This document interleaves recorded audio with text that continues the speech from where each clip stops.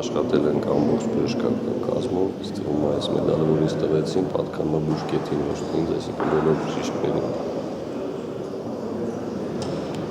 Դուք ինչքան ժամանակ է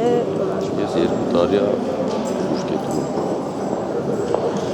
Դժվար է ձեր մասնագիտությունը, ձեր մասնագիտության մասով։ Մասնագիտության դժվարությունը ես ասենց եմ հասկանում, պատասխանատվություն ունենալու բանակում։ Ինչքան մեծ է պատասխանատվությունը, այնքան դժվար է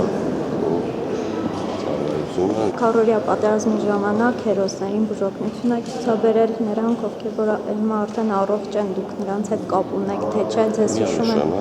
Երբ օդուսկ են գալիս, հացակոտ են գալիս, այցելում ենք, հոսպիտալ են գնում, տեսնում ենք, ֆեյսբուքյան էջերում իրար ընկերներ ենք։ Օրինակ աշխատել, այսպես մահը աչքերի առաջ տեսնել։ Ճիշտից այդ բանը որ աշխատում ենք,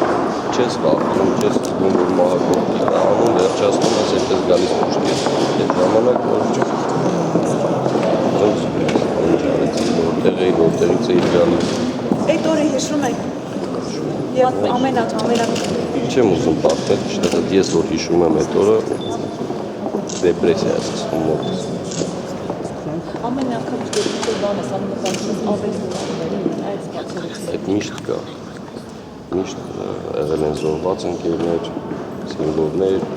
մոբիլիզացված ոնքից մարդիկ են եղել, միշտ մտածում ես, որ դու կարող էիր ինչ-որ շուտ գայիր,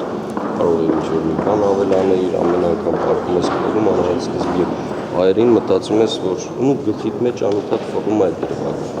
Փորձում ես վերհիշել ինչ ես արել, ինչ բաց թողել։ Ընտանիքը ինչպես է վերաբերվում ձեր ծառայությանը։ Ուրեմն դեպք պատմեմ։ Հայրս էր ինձ զանգել, ասում է որտեղ ես ուզում եմ հանգստացնել, ասում եմ հետ եմ եկել Մադաղիսի շրջանում եմ առաջնագիծ չեմ գնացել, բայց իրականում առաջնագծին եմ այդ